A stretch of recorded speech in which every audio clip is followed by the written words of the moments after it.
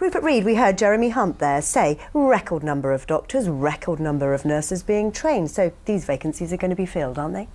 The real issue, Amelia, is that the NHS has a funding problem which needs to be dealt with, and that in the long term, the causes of ill health are what need real attention. And that's where we in the Green Party have a unique offer. We're the only party with joined-up policies which will actually reduce the demands on the NHS. For example, tackling air pollution to reduce respiratory problems, tackling the terrible inequality in our country to tackle stress-related illnesses such as mental health and heart disease. Only if you have that kind of joined-up approach with a strong emphasis on prevention, which we do, are you going to be able to actually get the long-term funding of the NHS in a viable, sustainable way.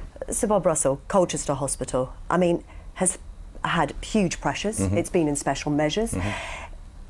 It's not going to get any better, is it? We've got nurse numbers dropping. We've got our population growing, particularly those above the age of 85. Well, Colchester Hospital, £21 million deficit. That's the picture right across the region. You mentioned the number of vacancies. What I can tell you, that the vacancies would be double or treble that if it wasn't for all those medical people, doctors and nurses from European Union countries, 350 of those at Colchester Hospital, and you repeat that right across the region. Without those EU medical staff, whose future now is very uncertain, the situation in the NHS will be even worse. And we are promising to put a 1p on income tax, because we've got to invest more money in the NHS. Yes, we need the preventative measures as well, but we've got to deal with the situation. And what's happening now, under the Conservatives, the NHS is not safe.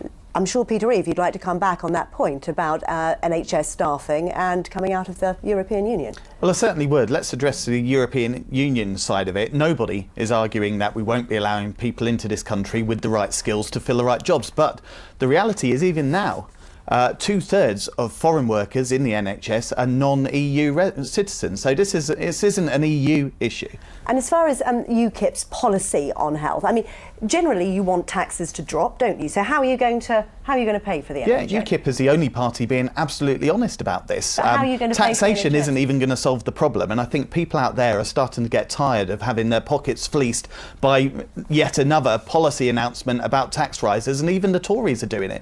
UKIP is very clear. We will reduce foreign aid in order to pay for healthcare, and that's absolutely critical. We are the only party being honest about putting British citizens first, putting British citizens. I think UKIP are pledging £3 billion. Your Liberal Democrats are doubling that to £6 billion. The Green Party? Well, our budget is £9 billion when you look at what we'll take out of the foreign aid budget. So that's a potential UKIP has got. Another key point about Green policy here is that we want to have a proper public NHS. We're the only party that can be trusted on that. The last Labour government privatised parts of the NHS with the private finance initiative and so on.